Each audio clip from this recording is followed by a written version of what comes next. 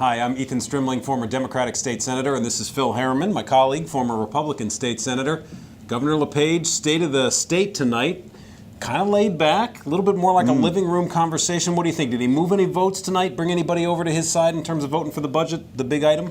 Well, I think he did that on Inauguration Day. This is sort of two bites of the apple for the governor. He got to be sworn in on live television, covered by the Maine Sunday Telegram, of course, and he got to speak to all of Maine. Tonight, I sense his message was, as you say, almost a living room casual conversation to the legislature, unveiling a number of sweeping policy changes, particularly in the area of taxes.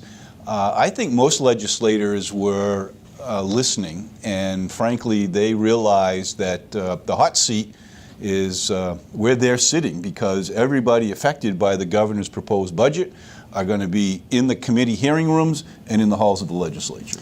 Yeah, it was interesting. I've been to 6 of these. You've been to 8 of them when we were serving in office. And this one was very low-key to me. Usually a governor is going to use this opportunity. This is his first direct conversation with the legislature, I think, to really try to convince people to come his way. I'll be honest, I do not think he did that. I think that he tried to put some ideas on the table around this tax reform package. Sounded a lot like what Democrats have been saying for years about, trying to export some of our tax burden and broaden the sales tax to stabilize it.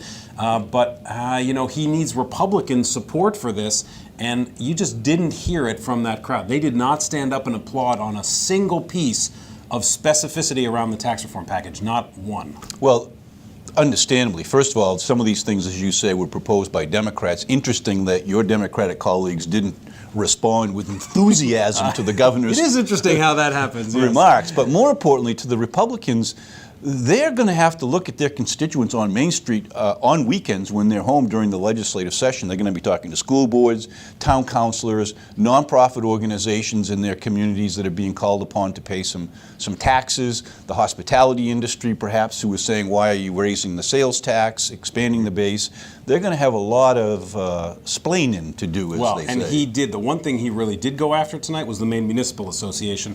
If you don't know who they are, they're the chief lobbying arm for municipal government and for municipal officials. They're fighting very hard against the cuts to revenue sharing, because that's going to raise property taxes for average everyday Mainers. And he went after them because he knows, I think, that's really the Achilles heel of this budget. Republicans haven't supported the cuts to revenue sharing in the past. Neither have Democrats. It's going to be really tough to get them on board this time. Well, when I was in the state Senate, Angus King was governor, and his chief of staff, Kay Rand, used to warmly refer to Maine Municipal Association as MMA, meaning more money always.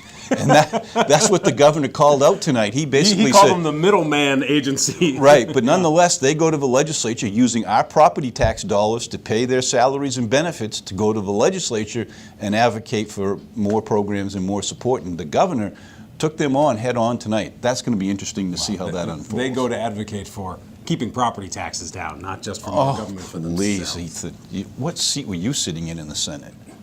A nice high one in the majority.